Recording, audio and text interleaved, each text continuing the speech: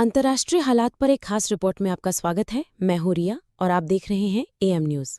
Iran और Israel के बीच लगातार बढ़ते तनाव और दोनों देशों द्वारा एक दूसरे की सीमाओं पर किए जा रहे हमलों के बीच यूक्रेन के पूर्व विदेश मंत्री और वर्तमान राजनीतिक विश्लेषक व्लादिमीर ओरीस्को ने अबोज रेविटेल मीडिया को एक बड़ा बयान दिया है।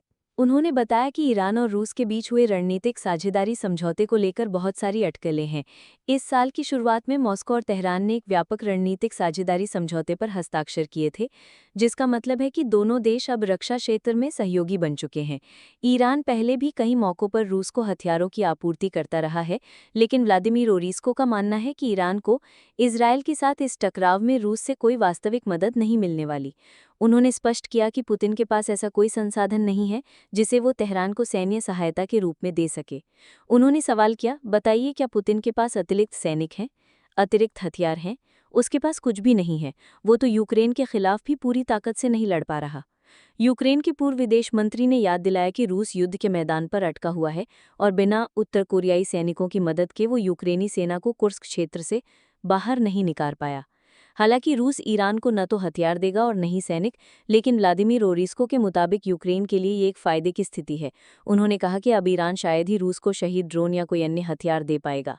याद दिला दें कि रूसी राष्ट्रपति व्लादिमीर पुतिन ने हाल ही में इजरायली प्रधानमंत्री बेंजामिन नेतन्याहू और ईरानी राष्ट्रपति इब्राहिम रईसी दोनों से फ़ोन पर बातचीत की थी। पुतिन ने इजरायल के उन कदमों की निंदा की जो संयुक्त राष्ट्र चार्टर और अंतर्राष्ट्रीय कानून का उल्लंघन करते हैं। साथ ही उन्होंने ईरान की जनता और नेतृत्व के प्रति सहानुभूति भी व्यक्त की। 2015 से 2019 के बीच अमेरिका में यूक्रेन के राजदूत रहे राजनयिक वैलेरी चाली ने चैनल 24 को बताया कि क्रेमलिन की शुरुआती प्रतिक्रियाएं इजरायल विरोधी प्रतीत हो रही थीं, क्योंकि रूस ने कभी ईरान के साथ एक रक्षा संधि पर हस्ताक्षर किए थे।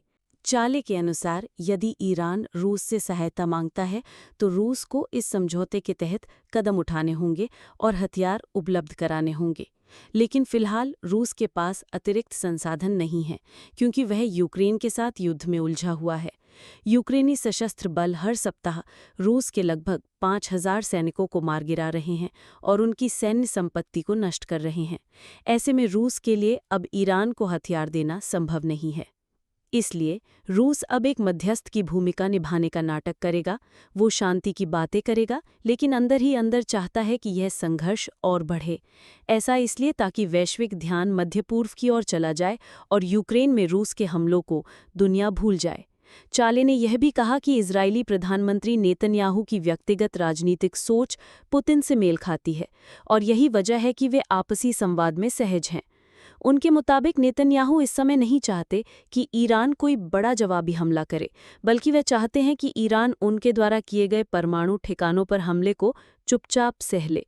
शनिवार को सुरक्षा बलों ने मध्य इजरायल के उन घरों की जांच की जो ईरान द्वारा दागे गए मिसाइल हमलों में तबाह हो गए थे। इन हमलों में 2 लोगों की मौत हो गई और 19 अन्य घायल हो गए।